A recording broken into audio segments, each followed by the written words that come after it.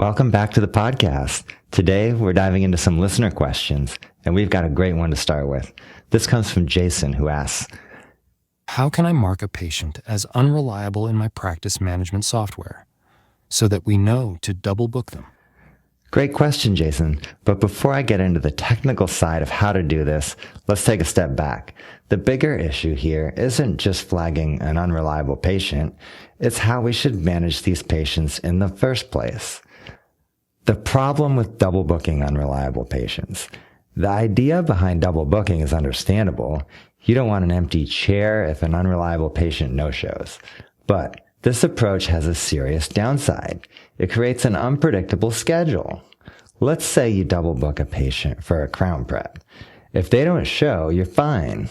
But if they do show up, suddenly your schedule's overloaded, your team is scrambling, and your reliable patient, the one who always shows up on time, might be the one who suffers. That's not an ideal way to run a practice. Instead of working around unreliable patients, the real long-term solution is to eliminate them from your practice over time. There are two main ways to handle unreliable patients. First of all is strict attendance policies. A lot of dentists need to have more self-respect. Make it clear that missed appointments have consequences.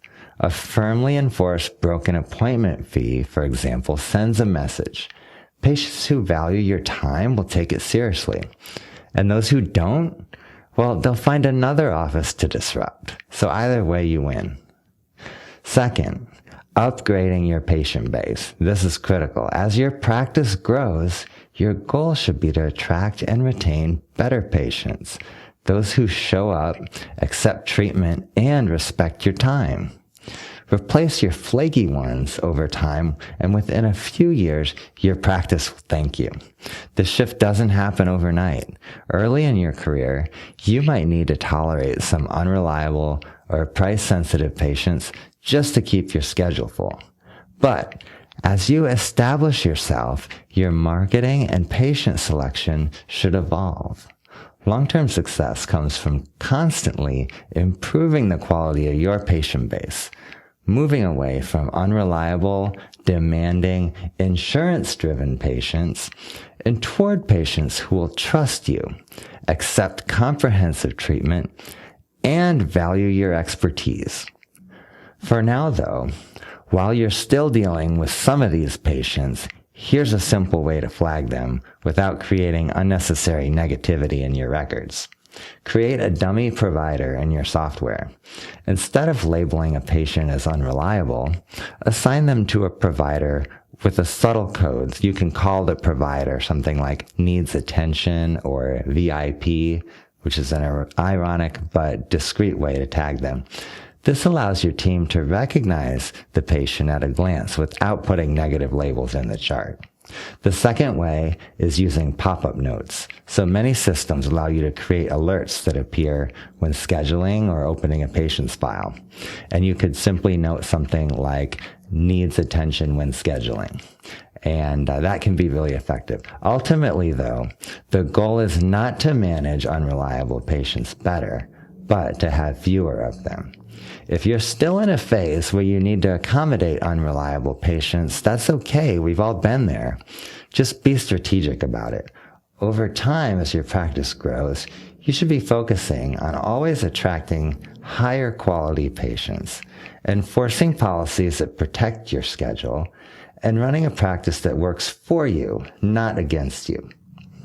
All right, let's move on to the next listener question. This one comes from a dentist who writes, I make $350,000 annually as an associate, working 5 days a week with 3 weeks off per year. Should I still consider purchasing a practice? Great question, and one I hear a lot. If you're making solid money as an associate, it's natural to wonder, why take on the extra responsibility of ownership? Let's break it down. The associate trap, why trading time for money isn't a long-term strategy.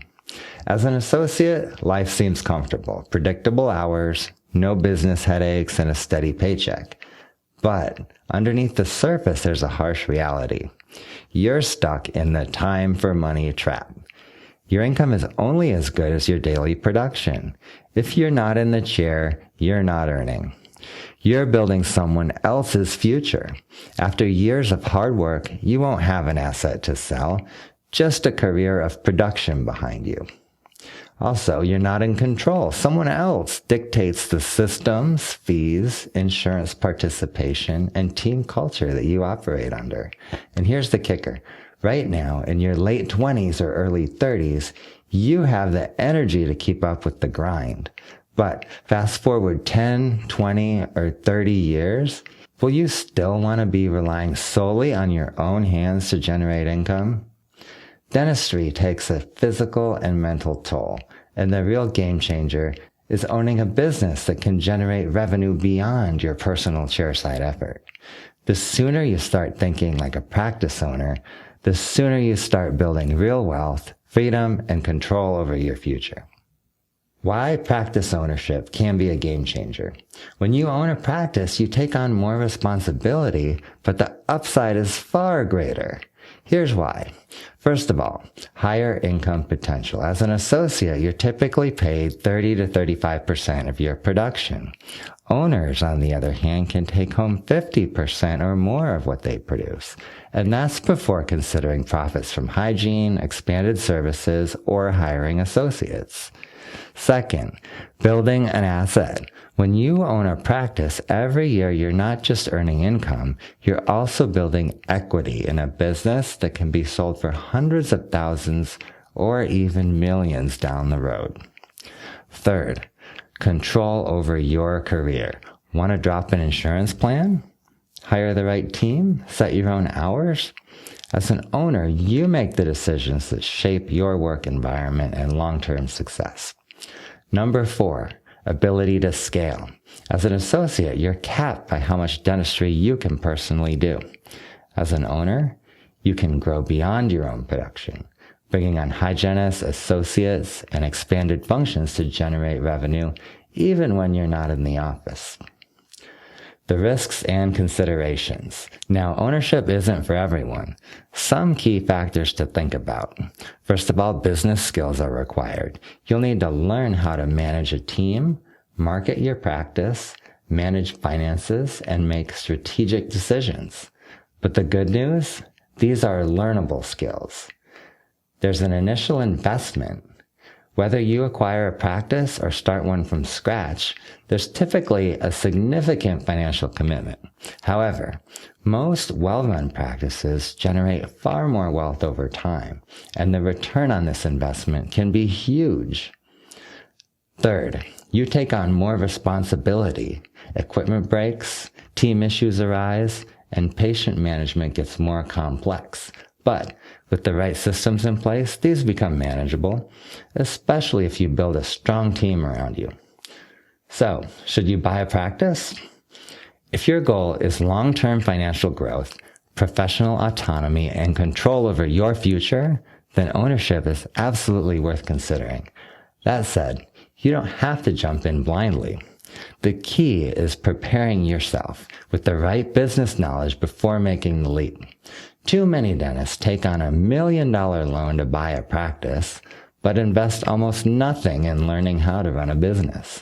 That's a mistake. If you're making $350K as an associate, you're in a great position. You have financial stability, which means you can take your time, find the right practice, and make a strategic transition into ownership.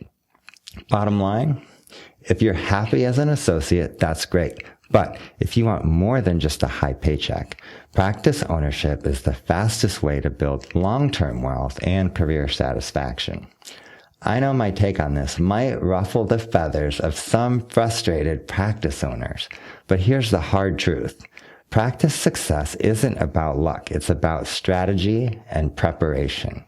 Asking, how well will I do as a practice owner, is no different than asking, how good will I be at doing root canals? The answer? It depends on how committed you are to learning the skills. Most dentists can get really good at endo with the right CE, solid didactic training, and enough reps on extracted teeth and real patients.